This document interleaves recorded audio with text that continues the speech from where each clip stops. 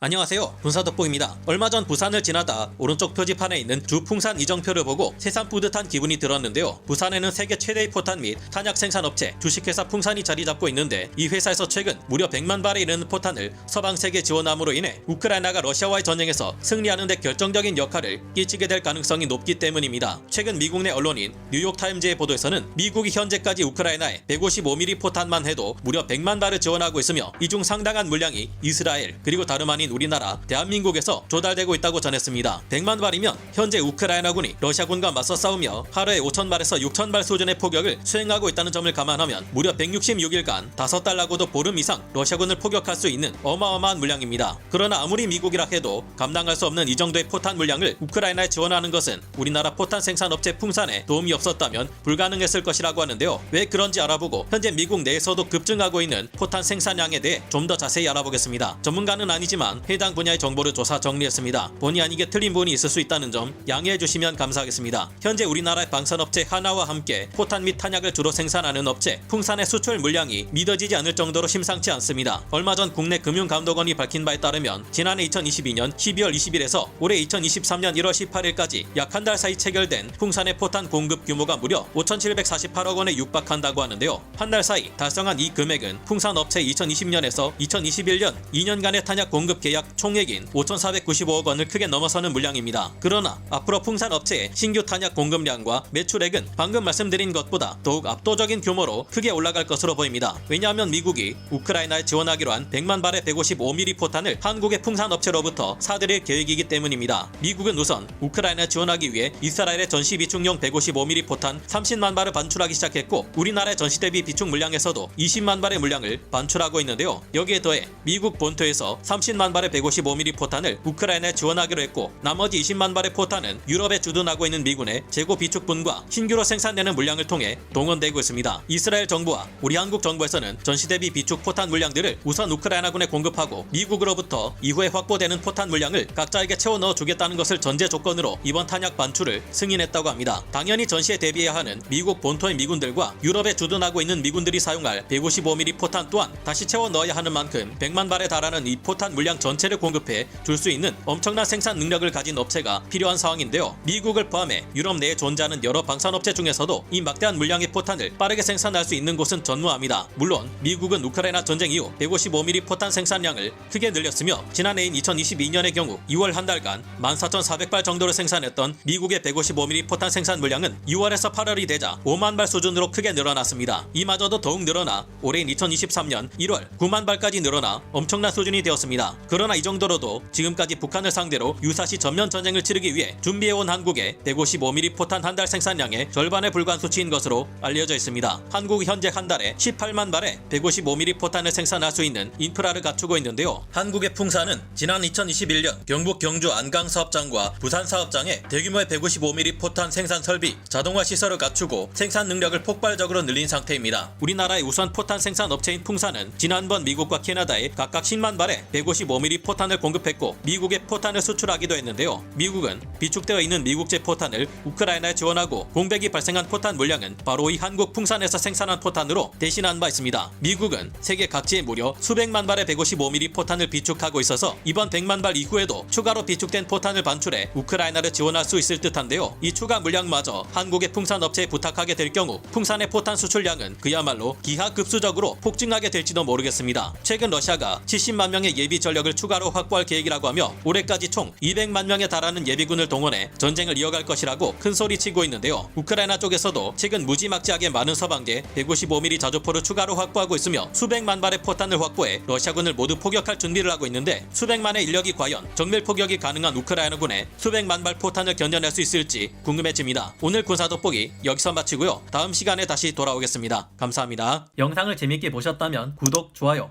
알림 설정 부탁드리겠습니다.